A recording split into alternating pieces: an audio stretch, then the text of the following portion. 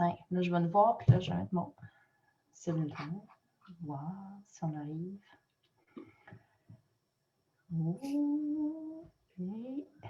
on est live. Et oui, ça marche.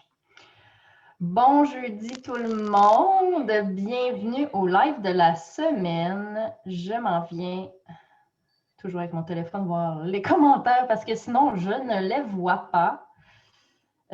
Où suis-je? Ah ben oui, on se voit, on est même dans l'événement. J'ai fait un événement Facebook pour qu'on puisse... Et voilà, les commentaires sont là.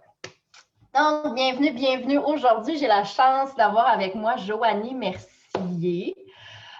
Qui est éducatrice spécialisée, experte, j'allais dire spécialisée encore, experte sur le TDAH et ben, aussi autres difficultés d'apprentissage, entre guillemets. Avant de plonger dans le vif du sujet, j'ai des petites nouvelles en rafale pour les parents éducateurs qui ne savent pas comment s'enligner pour leur bilan de mi-parcours, qui ont pas nécessairement fait ce qu'ils avaient voulu ou qui sont allés vraiment plus at large, style apprentissage libre ou hybride ou mix, qui se sentent perdus. Je suis là pour vous aider. La date limite, si vous avez commencé en septembre, la date limite pour remettre le bilan de mi-parcours, c'est le 28 février. Donc, si vous voulez prendre rendez-vous avec moi, c'est d'ici mardi prochain, le 23 février, que ça doit être fait pour qu'on se laisse assez de temps pour pouvoir co-créer ensemble. Enfin, prendre rendez-vous, co-créer ensemble le bilan de mi-parcours. Et pour ceux qui ont commencé après septembre, mais avant janvier, vous avez à remettre le bilan de mi-parcours 3 à 5 mois après avoir envoyé. Vous êtes inscrit dans le fond à la direction de l'enseignement à la maison, à l'ADEME. Donc, voilà, calculez entre 3 et 5 mois. Puis, vous allez avoir le moment idéal, en fait, le moment où vous devez répondre à cette exigence. Et si jamais aussi vous avez besoin d'un service d'évaluation de la progression des apprentissages pour la fin de l'année, entre guillemets, j'offre aussi le service. Puis c'est jumelable aussi là, avec le bilan de mi-parcours. Puis vous avez, je fais un forfait là, tarifaire pour ces deux services-là. Donc, voilà. Maintenant, TDAH, Joanie, ben, on va commencer par te laisser te présenter un peu plus en détail. Enchantée, merci d'avoir répondu à mon invitation. Ça fait plaisir, Julie. Donc, ben, moi, je m'appelle Joanie. Je suis une adulte atteinte moi-même de TDAH et je suis éducatrice spécialisée de métier et aussi éducatrice en enfance parce que j'ai quand même un petit background en garderie. Et à l'automne 2019, en fait, j'ai décidé de me lancer tête baissée dans l'entrepreneuriat pour créer ma propre entreprise. Donc, encore aujourd'hui, à ce jour, j'accompagne en fait les familles vivant avec la neurodifférence, dont le TDAH, pour les accompagner dans leurs défis quotidiens, puis harmoniser tout ça, puis faire en sorte qu'ils voient le bon côté de la situation, alors que souvent, on va voir que le négatif. Donc, c'est vraiment s'habituer à ça, que ce soit un parent atteint ou un enfant atteint ou plein de monde atteint, parce que souvent, c'est génétique. Je vais les accompagner là-dedans. Donc, vraiment, moi, j'aime ça le mot harmonie, trouver l'harmonie en famille, tout en relevant, tout en étant nous-mêmes, dans le fond. Là. Parce oui. que, il y a bien avoir un T dans TDAH. Moi, personnellement, je ne tripe pas vraiment sur l'appellation ou l'étiquette, mais en même temps, en société, on s'entend que ça permet de, justement, mettre des mots sur certaines réalités que les gens vivent, vu qu'on vit une foule de réalités différentes. Puis, ben voilà, ces étiquettes-là font partie des outils que nous nous sommes donnés, disons-le comme ça. Si tu pouvais faire un bref survol de ce qu'est en gros le trouble de déficit d'attention et d'hyperactivité. En fait, c'est on va dire, c'est un trouble, surtout parce que ça a un impact sur le fonctionnement de l'enfant au niveau neurobiologique, qui va impliquer en fait des difficultés d'attention, puis des difficultés d'hyperactivité et aussi des difficultés au niveau de l'impulsivité. là, à ce moment-là, on peut partir dans un grand cadran d'impact. Ça peut être au niveau de la gestion des émotions, au niveau de la gestion des gestes qu'on va faire, au niveau de la gestion des mouvements. Surtout en jeune enfance, ça va être des enfants qui vont bouger énormément. Il ne faut quand même pas oublier qu'il y a une différence chez la fille et chez le garçon. La fille, ça va être beaucoup plus intérieur que le garçon. Le garçon, ben là, c'est le typique petit garçon qui va être debout sur la table. La petite fille, ça va être la placoteuse, là, souvent qu'on va voir. Là. Mais c'est une petite fille qui va quand même généralement mieux fonctionner que le garçon. C'est pour ça qu'on a plus de difficultés à les diagnostiquer, en fait. Donc, tous ces impacts-là vont avoir, tous ces aspects-là vont avoir un impact sur la vie de l'enfant puis de sa famille parce que c'est des enfants qui peuvent avoir des troubles d'apprentissage, par exemple. Ils peuvent avoir des difficultés dans leurs relations sociales, une baisse de l'estime de soi, en fait, puis qui va amener un faible niveau tout au long de sa vie si on ne l'accompagne pas dès le début, en fait, pour lui montrer que oui, ça a l'air malheureux comme ça, mais ça a beaucoup, beaucoup, beaucoup d'impact positif sur la vie. Il y a énormément d'entrepreneurs au Québec qui sont des TDAH, en fait, qui ont le TDAH parce que on est des machines à idées, on est des gens qui pensent très, très, très rapidement. On est des gens qui vont regarder de l'autre sens, donc on va trouver d'autres solutions que peut-être que, je vais me permettre, le neurotypique ne verra pas. Parce que nous, on est habitués de penser autrement. Là. Donc, c'est un peu ma job aussi là, d'accompagner ces familles-là pour leur montrer que non, c'est pas vrai que leur enfant, il fera rien dans la vie avec un diagnostic de TDAH. Il y a des gens qui ont fait des très grandes choses. Puis, paraîtrait que même moi, mon idole, c'est Albert Einstein. Puis, paraîtrait que même lui aurait eu un TDAH, en fait. Donc, c'est un peu comme ça là, que j'accompagne les familles. Ah, c'est le fun. Puis, c'est juste là, j'ai plein d'idées qui me popent. Puis nous, on en a un chez nous de diagnostiquer parce que ça devenait vraiment difficile. Puis, avec le temps, je me rends compte que j'ai beaucoup aussi d'éléments.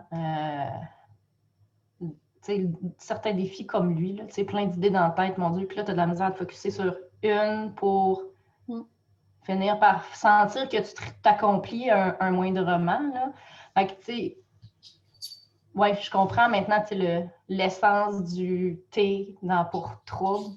Parce que oui, ça peut être vraiment difficile à vivre. Puis c'est surtout aussi que je trouve que notre société, on a vraiment mis des barrières en éducation. Il parle aussi de silos. Là. Mais tu sais, vraiment une structure relativement rigide, là, disons-le comme ça. On va en parler. Puis ça ne convient pas nécessairement, c'est pas ce qui convient nécessairement le plus aux gens qui ont beaucoup d'idées, qui ont de la misère à focusser sur une affaire qu'ils sont obligés de faire. Exemple, quand certains profs ou certaines familles suivent à la lettre, parce que là, ici, on est en contexte d'apprentissage en famille, suivent à la lettre, exemple, le programme, mais là, il faut que je vois tout. Mais tandis que si on va aller chercher leur passion, ce qui les intéresse le plus, bien là, l'attention, ça se peut qu'elle soit très facilement sur ce qu'elle aime faire aussi. Oui, puis c'est ça, en fait, tu viens de le nommer aimer. En fait, c'est une image un peu négative, mais moi, quand je parle avec des parents pour vraiment leur donner une image très claire, le TDAH, c'est un âne avec une carotte en avant de lui.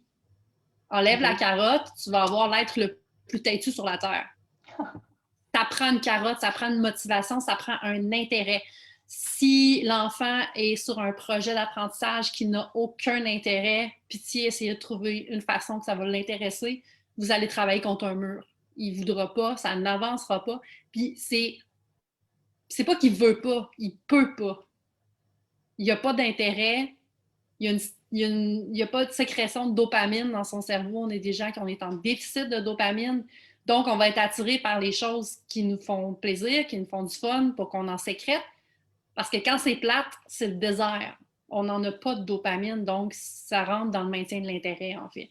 Donc, si ça ne nous intéresse pas, il faut vraiment trouver une façon. Fait que j'ai des parents qui vont me dire « Écoute, il faut vraiment qu'il fasse ses maths, puis ça ne marche pas. » Ben, écoutez, faites des maths dans un contexte, si l'enfant aime les voitures, mais faites des maths dans un contexte de stationnement, de voitures, de chevaux, moteurs, de je sais pas quoi, là. Je connais pas les autos, mais tu sais, allez-y dans son intérêt. Oui, vous allez être tanné de parler d'auto, mais lui va faire ses maths. Oui, ben oui. Ça peut être une astuce. Oui, puis ce qui est cool, c'est que, ce qui est cool, il y en a qui vont trouver ça difficile, mais ce qui est le fun, c'est justement, c'est que ça vient nous demander, en tant qu'adultes, qui à soutenir leurs apprentissages, ça nous demande de reconnecter, dans le fond, avec la créativité qu'on a peut-être perdue jadis. Ouais. Fait que je trouve ça vraiment intéressant ce que tu apportes, tu sais, que ben là, puis tu sais, comme prof, moi, je me suis fait taper ses oreilles de rendre les apprentissages signifiants. Là, dans mon bac, c'était genre un des gros enseignements que j'ai retiré de mon bac. Puis, tu sais, rendre les apprentissages signifiants, là, ben, quand on est en famille, ce qui est cool, c'est qu'on est capable d'identifier vraiment plus facilement qu'avec, exemple, 25 élèves. Là. Oui, Si c'est on ça. On part s'entend avec que dans le les bassin est plus classes, petit. Là. que si par rapport à notre enfant va à l'école, ben, c'est plus difficile que le prof aille chercher son intérêt justement parce que ben, il y en a 23 autres qui ont des intérêts tout aussi différents. Là. Oui, il y a des. Selon l'âge puis les contextes, il y a des intérêts qui sont semblables, mais c'est ça, quand ils vont vraiment de façon personnalisée, c'est certain que ça doit vraiment aider, dans le fond, à venir soutenir l'enfant pour qu'il apprenne de la meilleure façon qu'il soit. Oui, définitivement. Puis, considérant justement le soutien de l'enfant, est-ce que tu as d'autres trucs, mis à part miser vraiment sur les passions? Parce que oui, des fois, là, on n'a pas le choix de faire certaines affaires Oui, non, c'est ça. C'est comme n'importe quoi. Ça... N'importe qui, puis n'importe quoi dans la vie, il y a des choses qui vont moins nous tenter. C'est d'y aller avec les énergies de l'enfant. C'est votre enfant, on est dans un contexte d'apprentissage à la maison. Moi, j'arrête pas de le dire, le parent, c'est le premier spécialiste de son enfant. Vous le connaissez. Faut connaître, vous le savez, c'est quand les moments où il va être vraiment en forme, les moments qui vont être moins en forme. Est-ce qu'en après-midi, on a un petit creux, on a un petit down? Ben, on va aller moduler aussi les apprentissages par rapport à comment qui est dans une journée. Là. Justement, si c'est le matin, c'est le moteur là, à 100 000 à l'heure, ben go, là, c'est là, il faut que tu sortes les choses plus difficiles qui vont demander plus d'énergie. Alors que l'après-midi, mais c'est là qu'on peut plus miser sur des choses intéressantes, des choses qui vont vraiment le motiver parce que ben il y a peut-être moins d'énergie au niveau du cerveau. Fait que vraiment d'aller voir là, où se situent ces dépenses d'énergie, quand est-ce qu'il est disposé à apprendre, quand est-ce qu'il l'est moins. D'être vraiment sensible à ça, là, ça peut être une bonne façon d'approcher un enfant qui vit avec cette difficulté-là. De l'écouter aussi. Ils savent comment ils se sentent à l'intérieur d'eux. Ils ont peut-être la difficulté à l'exprimer, d'où l'importance, en fait, d'aller vraiment l'écouter et non pas entendre ce qu'on veut entendre. Parce qu'ils sentent. Ils sentent comment ils vivent ça, puis d'une façon ou d'une autre, ils vont trouver un moyen de vous le communiquer. Parce que souvent, un enfant qui va tomber en crise, puis là, je vais parler de n'importe quel enfant, pas nécessairement un enfant atteint du TDAH, ben une crise, en fait, c'est d'exprimer un besoin, en fait. C'est quelque chose qu'on n'est pas capable d'avoir. Puis là, c'est ça, une prise de contrôle ou se faire contrôler. Là. Il y a tout cet aspect-là. Donc, pour éviter les crises, en fait, mais c'est d'être à leur écoute. Parce qu'une crise chez un enfant avec un TDAH, ben, c'est peut-être parce qu'il y en a trop en ce moment. Parce qu'il ne faut pas oublier que la personne qui va vivre avec ça, c'est pas vrai qu'elle a juste ce qu'elle est en train de faire en tête. C'est comme, par exemple, en ce moment, je suis en train de te parler, Julie, tu es en train de parler de TDAH. Mais tu sais, moi, en background, il y a quand même, mon chien se faisait opérer aujourd'hui, il est 11h30, il est peut-être réveillé, comment ça va? Il faut que je pense au super soir, il faut que je pense à telle affaire, X, Y, Z. Mais moi, c'est tout le temps. Moi, me faire dire, Joanie, arrête de penser, je n'ai pas ce bouton-là. C'est arrêter de penser, ça, c'est comme, je vais faire un aparté vraiment par rapport, mais c'est pour donner une idée. Moi, le monde qui me dit qu'ils s'artiennent de péter avec leur conjoint quand ils commencent à habiter ensemble, moi, je ne suis pas capable de me retenir de péter. Si j'ai à péter, je vais péter. C'est tout. Mais si j'ai à penser, je vais penser. Je ne peux pas arrêter de penser. Fait que moi, me faire dire, va te reposer, Joanie, va arrêter de penser. Je veux dire, meilleur moyen de me faire penser à un million d'affaires, fais-moi rien faire. Tu sais, je veux dire, ça va. Là, je vais partir dans ma tête, puis là, il va y en avoir du stock qui va se passer. Là. Ça va être en arborescence, puis ça va exploser. Souvent, moi, quand je reviens de vacances, c'est là que j'ai un paquet de projets. Pourquoi? Parce que j'ai pas travaillé. Fait que j'avais plus de place pour penser. Donc, je pense que c'est ça, d'être à leur écoute là, le plus possible parce qu'ils vont vous le communiquer. Puis, c'est à ce moment-là que vous allez être capable de vraiment trouver les bonnes astuces parce que justement, un enfant avec un TDAH, c'est comme n'importe quel enfant. Là. il est différent, comme tout le monde est différent. Il faut vraiment trouver ces bonnes choses pour lui. Ah oui, puis c'est tellement différent d'un enfant à l'autre aussi. C'est comme tu Même disais, deux personnes atteintes du TDAH dans la même famille pourraient être complètement différents. C'est pas rare. C'est pas rare du tout. Oui, oui. Ah, c'est intéressant. Puis, tu sais, c'est... Oui, vraiment. Puis, tu sais, aussi, des fois, personnellement, je me demande si, tu sais, avoir un TDAH, tu sais, juste, on va dire tout nu, là, ça doit être, selon moi, ça peut être quand même rare parce que, justement, tu sais, tu parles de baisse d'estime de soi. Puis là, si tu réfléchis tout le temps, bien là, tu peux avoir de l'anxiété qui embarque. Puis, tu sais, des fois aussi, en tout cas, de mon point de vue intéressant, tu sais, il y a peut-être une notion aussi d'hypersensibilité, le fait que en ayant, en vivant ce trouble-là, ça me prend encore dans le bouche de dire ça de même, mais c'est que dans le fond, tu es comme à l'affût de tous les stimuli qui arrivent, oui, de l'extérieur, mais aussi de l'intérieur. Oui, c'est ça. En fait, c'est un peu le principe de, tu sais, les vieilles radios, là, quand il fallait tourner le petit bouton là, pour trouver la radio, puis tu tombes entre deux chaînes. Là. Donc là, tu entends le gars parler du sport, mais tu entends du classique en arrière, mais tout ce que tu veux, c'est la chaîne de musique. C'est la chaîne qui fait les retours. Là, tu es comme, mais voyons, moi, je veux entendre les retours, mais là, j'entends du hockey, mais du classique en arrière. Tu sais, on est comme pris entre deux chaînes. Des fois, ça griche. Des fois, on est en avant de quelqu'un, la personne est super stimulante, ça nous intéresse tout, puis on entend 4 tables plus loin, on entend dans un... Moi, je me rappelle d'un petit garçon dans une garderie, il avait dit à son éducatrice, « Ah, dans les lapins, il se passe telle affaire. » Là, t'es comme, « Ouais, mais c'est parce que nous, on est dans les écureuils, puis je te parle. » Les portes étaient fermées. Ils peuvent avoir des oreilles bioniques, d'entendre des choses que vous allez... Mais lui, ça son attention, il est comme pas capable de la mettre au bon endroit, en fait. C'est pas qu'on en a pas assez, on en a trop, puis on sait plus quoi faire avec. C'est ça qu'on veut, c'est trop c'est comme pas assez. Fait que ce petit garçon-là, tu sais, l'éducatrice était comme, ben, il me niaise. Puis c'est quand j'y avais dit la radio, elle a fait, oh mon Dieu. Elle dit, c'est ça qu'elle essayait de me dire.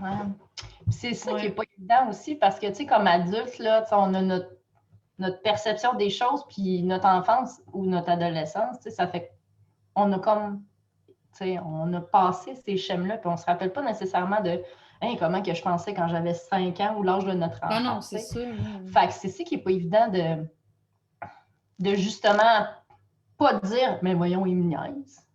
Il fait ça, il y a ce comportement-là parce que ben là, il me cherche, ou ben il me niaise, ou ben voyons non, il sait bien trop. Sauf que, tu sais, on a vraiment de la misère à se mettre à ce place-là parce qu'on ne se rappelle pas nécessairement comment qu'on peut, ou même si on se rappelle de notre âge, de ce qu'on a vécu à cet âge-là, on n'avait pas nécessairement les mêmes défis que ça. Fait que c'est ça qui n'est pas évident non plus de... Puis d'y repenser à l'âge adulte aussi. C'est nos schèmes d'adultes qu'on va mettre. Tu sais, nos souvenirs à l'enfance sont comme plus difficiles à aller chercher, puis c'est tout à fait normal, là.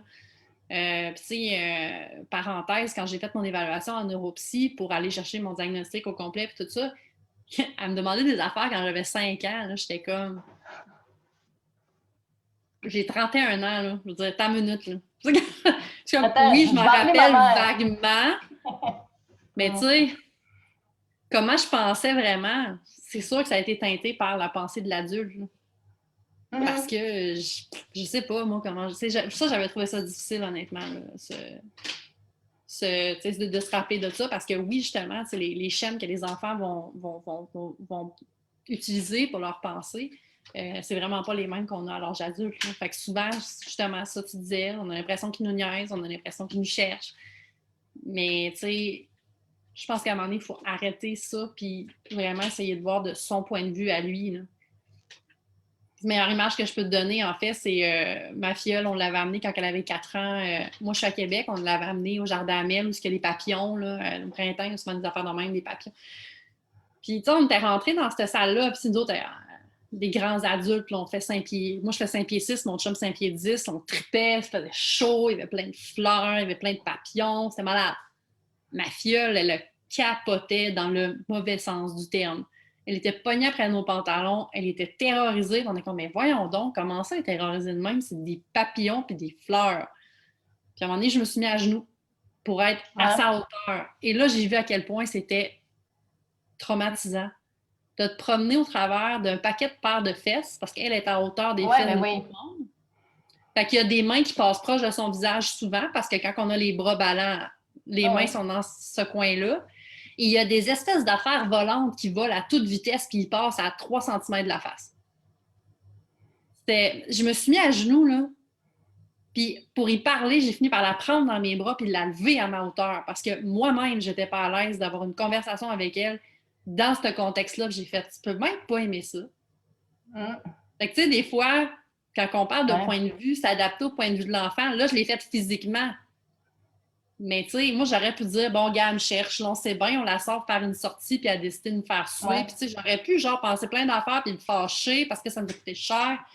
C'est un hasard, je me suis penchée.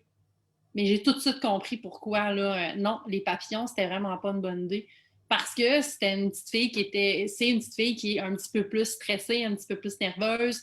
Fait qu'un environnement comme ça, c'est venu à chercher beaucoup, là. Fait qu'aller chercher le point de vue de l'enfant, souvent, c'est intéressant.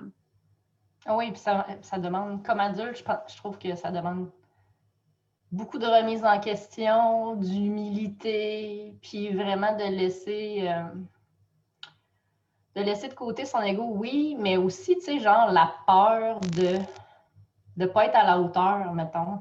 En tout cas, moi, personnellement, il y a beaucoup de ça. Tu sais, je me remets en question souvent, puis mon Dieu, j'ai essayé de trouver des réponses dans la vie. Puis, tu sais, pour me rendre compte que, ben, des fois, il n'y en a juste pas non plus des réponses. Puis, c'est ça, en essayant, tu sais, d'y aller vraiment d'un point de vue de, OK, on va y aller avec notre cœur, on va regarder qu'est-ce qui est requis, puis on va faire des essais, des erreurs, puis c'est aussi comme ça que j'essaie d'accompagner les gens vraiment parce que, mon Dieu, des fois, c'est pas évident. Surtout ces temps-ci en contexte de pandémie, on s'entend qu'il y a encore plus de défis. Puis c'est ça, puis tu sais, tu parlais de l'attention, puis c'est le mot charge mentale qui a popé dans ma tête tout de suite. Tu sais, autant que les adultes, les hommes, les femmes, ben, les enfants aussi, on a envie tu sais, on en a tous une charge mentale qui a un impact plus ou moins grand. Puis c'est de trouver, dans le fond, aussi des moyens de la faire sortir de notre tête, cette charge mentale-là qui peut aider à ce que tout soit un peu plus léger. Ben, j'aime ça que tu dises que tu inclus les enfants avec une charge mentale, parce que c'est vrai, là, tu sais, on va parler du contexte d'un enfant vivant avec un TDAH. Sa charge mentale, en fait, c'est d'essayer de rentrer dans un moule qui ne lui convient pas à la base, mais qu'on va lui imposer par maladresse, manque de connaissances ou tout simplement parce que, ben, c'est ça, fais ça. Donc, cet enfant-là va vivre par peur. Fait que, tu sais, l'enfant va vivre avec une charge mentale de plaire aux adultes qui l'entourent. Fait que je trouve ça super intéressant que tu la nommes parce que, tu sais, c'est pas juste les parents qui ont une charge mentale. L'enfant aussi va en avoir une. Puis aussi, mon Dieu, ça a fait monter, j'en ai des frictions, parce qu'on a vécu un automne assez particulier. Puis, tu sais, mon gars qui me disait, tu sais, vous me demandez d'être parfait. Puis, tu sais, le mot parfait, là, tu sais, je dois le dire, genre, quand j'en ai un qui s'habille, puis je dis, OK, parfait, mais tu sais, je l'utilise pas, genre, je veux que tout soit parfait ici, là. Je choisis beaucoup mes batailles aussi. Puis, tu sais, c'est les non-dits aussi des fois, puis c'est les exigences qu'on a envers notre enfant. Puis, tu sais, là, nous autres, c'est notre plus vieux. Là. Fait qu'on s'entend qu'on a certaines exigences. Puis là, on apprend en même temps que lui la vie de parent, puis lui, il apprend la vie de premier de famille. Puis moi aussi, j'étais première de famille. Fait que je suis capable de me mettre à sa place. Maudit, des fois, c'était pas facile. Puis, c'est ça qui est un gros défi, je trouve, comme parent, de faire la part des choses, de voir est-ce que j'y offre comme contexte. Moi, il a choisi d'aller à l'école lui-même parce qu'il va aller à l'école, il va voir ses amis. On a essayé les apprentissages en famille à temps plein. Ça n'a pas été super. Faut que ça vienne de lui. Mais si tu lui proposes des projets, c'est pas nécessaire. Fait qu'en tout cas, bref, maman, elle ne peut pas y montrer grand-chose, même si elle a déjà été prof dans sa vie, là, puis même affaire avec son père, là, peu importe. Quoique, il aime ça, construire des affaires manuelles avec son père, ça, c'est merveilleux. Mais pour ce qui est du reste, c'est moins évident. Fait que, c'est normal aussi là, que certains parents, ben, ils sont, mon Dieu, vais-tu être capable de le faire? Est-ce que j'ai assez confiance en moi comme parent, éducateur, pour, OK, là, ce que je vois présentement, c'est que ça ne fonctionne pas du tout de la façon que c'est là. C'est quoi mes options? Ben, est-ce que je vais être capable de me faire assez confiance? Puis, dans le contexte familial aussi, là, selon si les deux parents sont ensemble, s'ils sont séparés, si l'implication d'un parent et de l'autre, est-ce qu'on va être capable de créer une dynamique qui va être la meilleure pour notre enfant? C'est ça que je trouve qui n'est pas facile. Puis, si on choisit de sortir de la norme, ben là, on vient avec les jugements qui embarquent, puis les remises en question, puis autant qui viennent de nous-mêmes que ce qui vient de l'extérieur. Présentement, ça a quand même été plus démocratisé, si je peux dire, le fait de choisir, assumer notre choix, puis vraiment emboîter le pas. Mais reste que quand tu fais quelque chose de nouveau, ben, quand ton enfant, des fois, ça peut être super bien allé, des fois, ça peut être vraiment plus difficile, selon son flow, puis justement, comme tu parlais tantôt, selon son niveau d'énergie, l'énergie la dynamique familiale autour. C'est vraiment... Ça peut être juste la température. Ben oui. Juste ça. Moi, honnêtement, là, il annonce une tempête de neige, je suis encore comme un enfant, là, je suis tiltée bien raide. Je sais que ces journées-là, là, c'est là qu'il faut que je fasse des petites tâches, des petites affaires, mais que ça soit là, go, go, go, go, go, parce que je m'éparpille naturellement. Donc, c'est pour ça que je m'écoute là-dessus. Je fais des petites choses, des petites tâches de 10 minutes. T'sais, moi, la fameuse technique du Pomodoro, là, c'est 10 minutes. Moi, c'est pas une demi-heure ou une heure. Moi, c'est pas une demi-heure. C'est une demi-heure de stock. Là. Mettons de dire, OK, je ferme tout, je fais une demi-heure, c'est quelque chose. Là. Et je vais trouver le moyen c'est de gosser après un bout de plastique pendant 10 minutes, je vais le faire. Tu sais, je veux dire, ça me prendra pas grand-chose. Fait que moi, c'est des 10 minutes. Fait que ça me permet de manger, ben, entre guillemets, plein de choses beaucoup plus vite. Mais c'est ça, la température peut aller jusqu'à m'influencer. Donc, imaginez un enfant. Là. Parce qu'il y a ça aussi. Pour ceux qui ne connaissent pas Pomodoro, c'est une technique créée par un Italien. Puis c'est de se mettre une tâche puis de se concentrer juste à cette tâche-là. Puis lui, il shrinkait ça par une demi-heure ou une heure. Mais après, il faut que tu fasses quelque chose d'autre pour te changer les idées. De mémoire, c'est 20 minutes, 5 minutes. 20 minutes, 5 minutes, 20 minutes, 15 minutes. OK, bon, voilà. C'est ça. Vraiment d'aller dehors, d'aller manger quelque chose, de sortir de l'endroit où on travaille, en fait, là, pour se changer les idées. Fait que tant pour nous que pour les enfants, ça peut être pratique comme à essayer comme outil. C'est vraiment intéressant. Puis, je fais un lien vers les prochains lives qu'on va parler. On va parler de massage, on va parler de yoga aussi bientôt en mars. Fait que pour votre 5 minutes de break, là, ça pourrait être des beaux outils qui vont vous aider. Ou ça peut être du dessin, ça peut être juste on respire ou on va dehors. Fait que le dehors, ça peut être un 15-20 minutes, une demi-heure, une heure, peu importe. Mais vraiment shrinker en petite période. Puis là, maintenant, on va embarquer dans le... On a quand même pas fait le tour, je pense, pas mal pour les enfants. Maintenant, en tant qu'adulte, qui a de la misère à concentrer, à s'organiser, à faire le tri dans toutes les idées qu'il y a dans sa tête. Hey, je pourrais faire ça avec mon enfant, mais ça aussi. Oh, puis ça serait vraiment cool. Ça, j'aimerais ça le faire. Tu sais, on pourrait faire un bricolage, un projet. Fait que là, on a un beau projet d'apprentissage avec plein de ressources, plein d'affaires. Puis là, on se rend compte à la moitié de l'année à la moitié de l'année, OK, on va y être, tu sais, à la moitié de notre parcours d'apprentissage en famille, on se rend compte que, mon Dieu, j'ai vraiment pas fait tout ce que je voulais. Puis, tu sais, on s'entend, moi, quand j'enseignais, c'était la même affaire. Là, je faisais des plans de cours, j'étais comme, mon Dieu, puis on avait le temps de faire la moitié, puis c'était that's it, là. Souvent, on a de la misère avec notre gestion du temps. Puis, aurais-tu selon toi, c'est comment qu'on peut essayer de moduler nos attentes par rapport au faire? Parce qu'on est, souvent, on est beaucoup dans le faire, puis c'est là que des fois, on se dit, bien là qu'on vient douter sur ce qu'on est capable de faire, mais c'est ce qui vient déterminer comment on est, notre valeur comme parent éducateur. Je sais pas si ma question. Oui, non, je comprends ta question. Quand on a plein de choses qu'on veut faire, en fait, versus ce qu'on va être capable de faire, bien, ce qui est important, en fait, quand on a nos idées, c'est de pas juste marquer « je veux faire tel bricolage », mais tel bricolage, ça va nécessiter et de le descendre en petites étapes. C'est là que ça va nous permettre de voir à quel point ça va prendre du temps ou pas. En le détaillant, ça peut nous aider là, à ce niveau-là à voir plus au niveau, justement, au niveau de la temporalité. Quand on a trop d'idées qui nous viennent puis qu'on ne sait pas trop là, où les mettre, un petit cahier, un vide-tête, vraiment de... T'arrêtes de faire d'autres choses, une idée qui te pop en tête, tu l'écris à côté. Voilà, un vide-tête. Un brain dump, comme on dit en anglais. Le mien n'est pas à ma portée. Un brain dump, j'aime vraiment ça. J'adore. En anglais, c'est plate, là, mais en anglais, souvent, les expressions sont comme vraiment plus on point.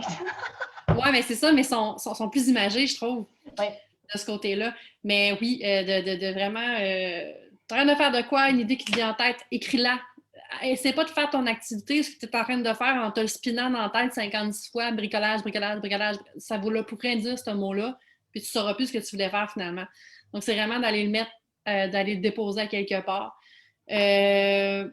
Mon meilleur ami, honnêtement, moi, j'ai pas d'enfant, mais j'ai un chien, puis honnêtement, mon chien fait tellement de bruit des fois que je pourrais comparer là, au niveau sonore, mais quand on a à se concentrer, ce que j'ai sur les oreilles actuellement, ils ont une technologie réduction de bruit dessus. C'est hallucinant. Moi, quand j'ai besoin de me mettre là, dans ma bulle avec mes écouteurs, là, des fois, il faut que mon conjoint flashe la lumière parce que je ne l'entends pas. Fait que, pour aller réduire les stimuli autour de soi, tout dans un contexte où on a des enfants autour de nous, les enfants sont à la maison toute la journée, vous avez des tâches à faire aussi. Donc, ça peut être un outil intéressant. Il y a les coquilles qui existent aussi. Il y a des earplugs aussi qui coûtent, mais ça doit coûter une centaine de piastres la paire. On s'entend que c'est pas donné non plus. Les écouteurs avec la technologie anti-bruit sont rendus un peu moins dispendieux. Là. Ça, c'est comme... Il y a eu des avancées qui ont fait en sorte que ça coûte moins cher. Pour le gaming surtout. Oui, c'est ça. Puis ces écouteurs-là, ce qui est le fun, c'est que c'est pas juste des coquilles, donc on peut écouter de la musique aussi au travers, parce qu'il y en a qui vont apprécier avoir de la musique pour se concentrer. Puis de se permettre... On parle de se concentrer, pour les parents, là, ça peut être juste d'avoir son me time de 15 minutes, une demi-heure, 1 heure le matin ou peu importe quand. Parce qu'il ne faut pas s'oublier. Avec son café, puis non, c'est ça. Parce que nous aussi, on a des... De partout. On a des niveaux d'énergie, nous autres aussi, à respecter. Puis, il faut les prendre en compte. Puis, tu sais, le TDAH, ça a une prévalence génétique de 80-90 %. Donc, il y a de fortes chances que si un enfant l'est, un des deux parents doit l'avoir à plus ou moins grande importance. Fait que là, on a deux personnes minimum sur 2 générations qui doivent se gérer. Souvent, on essaie de se gérer ensemble, sont souvent en contexte d'apprentissage en famille. Donc, ça peut être explosif. Donc, de se respecter là-dedans, de dire, là, j'ai besoin de... Tu sais, fais de l'air. Mais tu sais, amicalement, là, mais fais de l'air. C'est comme, j'ai besoin de ma bulle. C'est ça, j'ai besoin de ma bulle, j'ai besoin de me retrouver, de me recentrer. Donc, ça, c'est quelque chose d'important à considérer. De ne pas lésiner sur les mouvements. De ne pas avoir honte d'avoir besoin de taponner après quelque chose quand on travaille. Ça va nous aider à nous concentrer puis en fait, à passer ce besoin de mouvement-là qu'on a. Dans le fond, c'est un peu de l'auto-stimulation. On a besoin de le faire, fait qu'essayez pas de le contrer. C'est dans le fond, c'est de canaliser, dans le fond, ton besoin de mouvement.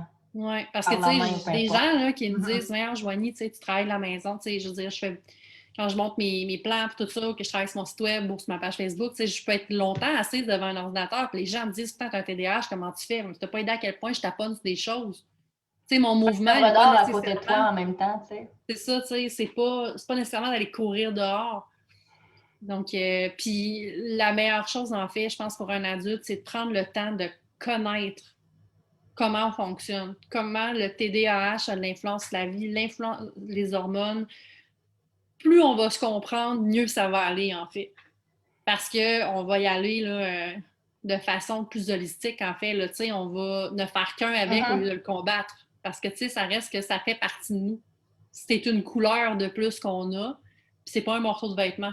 On peut pas l'enlever, là, notre TDAH, puis même si on a pris de la médication, je te garantis, ça fait pas toute la job. Tu sais, je veux dire, je prends une médication, puis garde, depuis tantôt, on se parle, puis je gigote sur ma chaise de même, puis je te garantis, je l'ai pris, ma médication. Là. Mais j'ai encore un besoin de... Ça m'aide, mais le TDAH est encore là. T'sais, il existe, là, il est présent, il est pas supprimé au complet. Là. Fait que dans le fond, c'est de s'accepter, d'accueillir aussi le flow que ça l'apporte en nous. Puis vraiment devenir... Puis tu sais, en le faisant, tu es capable de développer tes outils, puis tu peux les partager à ton enfant, puis il adhère ou pas, mais ça fait, tu sais, ça peut faire une belle... C'est peut-être ton enfant qui va t'amener des outils aussi, finalement. Tu sais, les deux, vous allez pouvoir vous communiquer des choses de ce côté-là. Là. Donc, je pense que c'est ça, c'est le plus important, c'est de ne pas avoir d'orgueil par rapport à ça. Vous êtes comme ça, vous avez un flot d'énergie super important. Il y a des avantages, tu l'as dit tantôt, pondre un plan de cours ou pondre un plan d'apprentissage à la maison, ça prend 10 minutes, tout est vomi sur papier, finalement, on en a pour 5 ans. Mais on en a des idées, on en a, nous, on n'en manquera pas d'idées. Ce qu'il faut, c'est, on va ramener ça ensemble. Mais tu sais, on n'est pas la personne qui va créer un plan. Tu sais, moi, quand j'étais au cégep pour faire notre travail d'intégration de fin de technique en éducation à l'enfance, on devait pondre un projet global pour notre groupe de stage. Moi, ça m'a pris une demi-heure, c'était fait, mon projet était monté au complet. Bon, tu sais, oui, il manquait le fignolage, mais tu sais, mon plan était fait, là. Je l'ai fait avec une de mes amies, là, qui, la fille super bonne, super intelligente, je veux dire, j'y enlève rien. Elle, ça y a pris 4 heures. Mais moi, c'est parce que ça se bouscule tellement vite dans ma tête. Je suis comme, moi, je vais parler des insectes. Bang! Tout est sorti. Je veux dire, c'est... Après ça, c'est de le mettre en action. Puis le... Ouais. Nous, nos difficultés sont...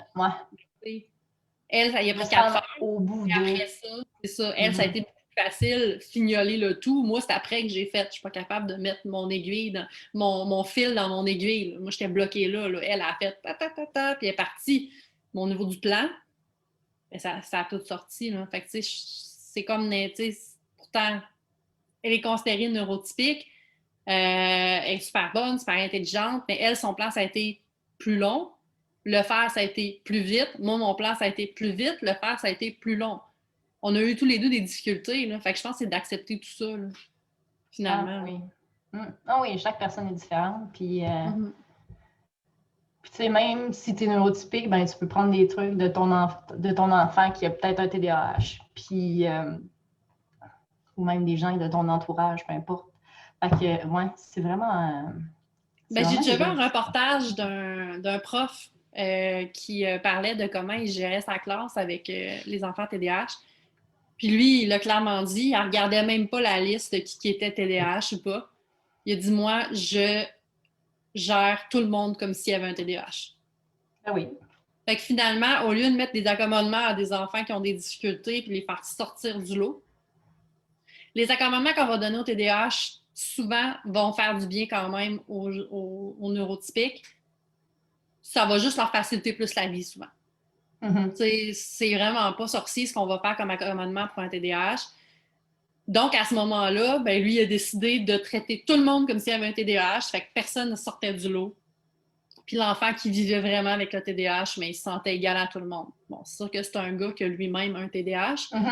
Il s'était assez sauté, là, tout ce qu'il avait fait dans sa classe, c'était par zone. Là, honnêtement, j'avais le goût de retourner en 6e année quand je regardais ce documentaire-là. J'étais comme, je veux être sur mon prof, c'est trop cool. Mais il y en a qui font tous ces jeunes, on le voyait qu'ils étaient sur le même pied d'égalité puis qu'il n'y avait pas de discussion à savoir, là, ah, toi, tu as un TDAH, puis pas moi, ou des troubles d'apprentissage. Ils étaient tous pris comme s'il y en avait un.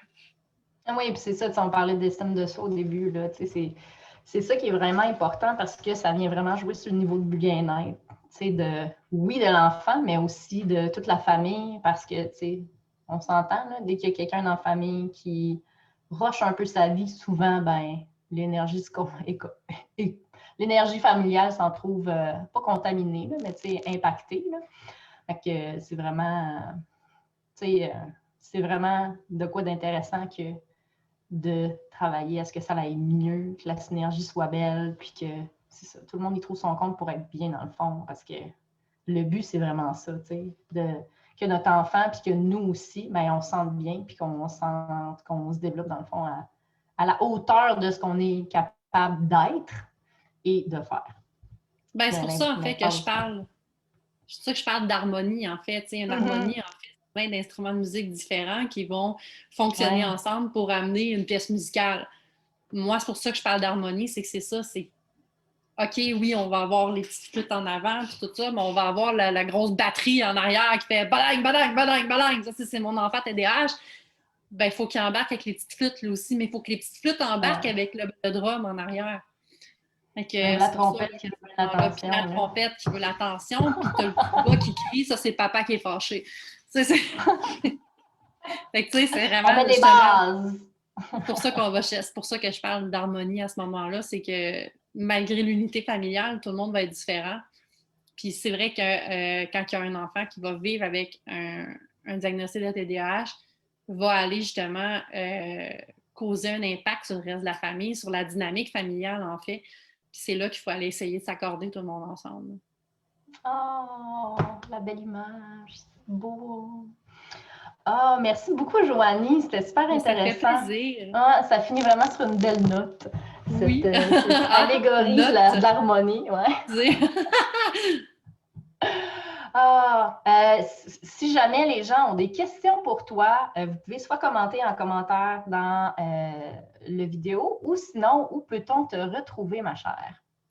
Sur ma page Facebook de La Valise aux Merveilles. Et sinon, je suis sur Instagram et le www.lavaliseauxmerveilles.com. Merveilleux. Je vais rajouter ça dans les commentaires. Donc, pour vous, merci d'avoir été là. Je vous invite à partager la vidéo si vous avez aimé. Vous pouvez l'aimer aussi, il n'y a pas de problème, partagez ça. Le but, c'est vraiment de parler des vraies affaires ensemble tous les jeudis. Pour voir peut-être les choses autrement par rapport, oui, à l'éducation, aux apprentissages en famille, etc. Sur ce, la semaine prochaine, est-ce que je reçois quelqu'un? J'ai oublié. Je vous partage ça sur la page en temps et lieu la semaine prochaine. Je sais que, oui, je vais parler avec Madame Crayon qui va nous parler d'écriture cursive versus écriture script pour les apprentis écrivains. Donc, voilà, surveillez ça et je vous souhaite une belle semaine. Bye bye. Bye. Merci, Joanie. Ça fait plaisir.